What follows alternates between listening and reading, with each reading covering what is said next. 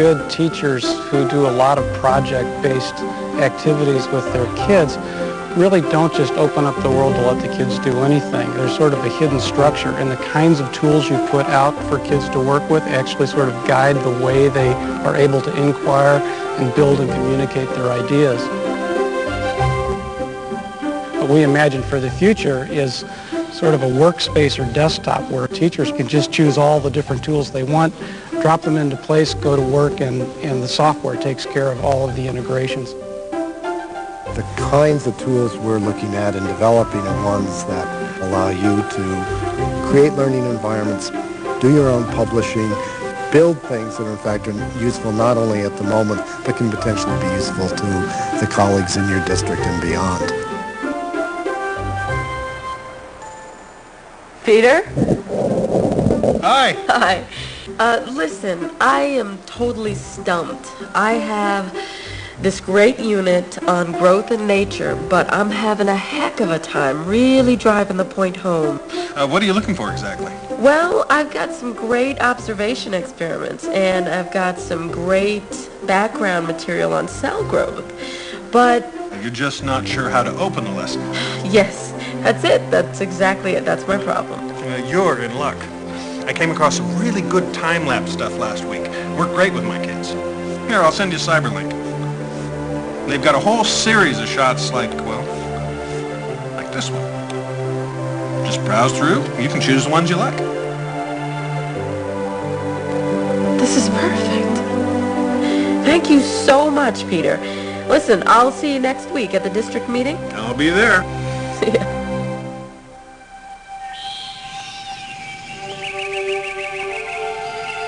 The real world's full of all kinds of sounds and actions and colors that really turn kids on. That's what really drives curiosity.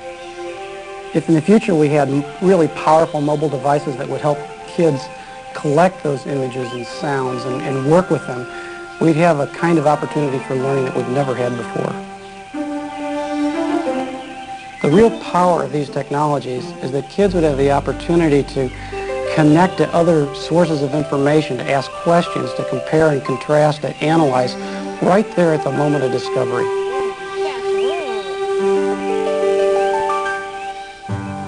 When kids get back to the classroom, they'll be able to share their experiences through powerful multimedia presentations that really capture the dynamics of the experience they had in the field.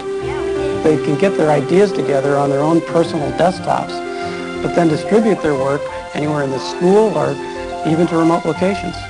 You know, with a little editing, I could use this footage in our diorama here at the park. What do you think, you guys? Absolutely. Great. When we had a very small information space, it was practical to think about people going through and indexing at least what they thought were the big ideas and the key concepts. Now, where the information space is literally global and includes not just text but images and sounds, the models we've used in the past to do our searches simply aren't adequate. So the notion is to develop tools that make it easier and easier to navigate with purpose through that sea of information. Tools that are smart enough, intelligent enough to be sensitive to context. There's work being done with intelligent agents that look at the kind of materials that you find and personally value, analyzing them, and then going off, sometimes for hours and hours at a time, paring down the thousands of potentially relevant pieces of information to the few high-quality ones that you really want to spend your time on. Oh, dear Father, it is thy business that I go about. No blown ambition doth our arms incite, but love, dear love, and our aged father's right. So now, in spite of the fact that he kicked her out of the family, Cordelia remains loyal to her father and doesn't stop loving him. And listen, I put these 3 clips on the bulletin board if you'd like to... Great educators challenge their students with big ideas.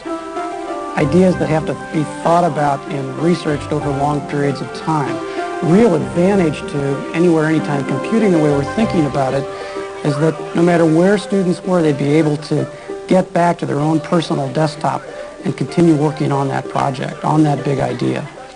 Hey, did you guys read a Nakamura article? Get this.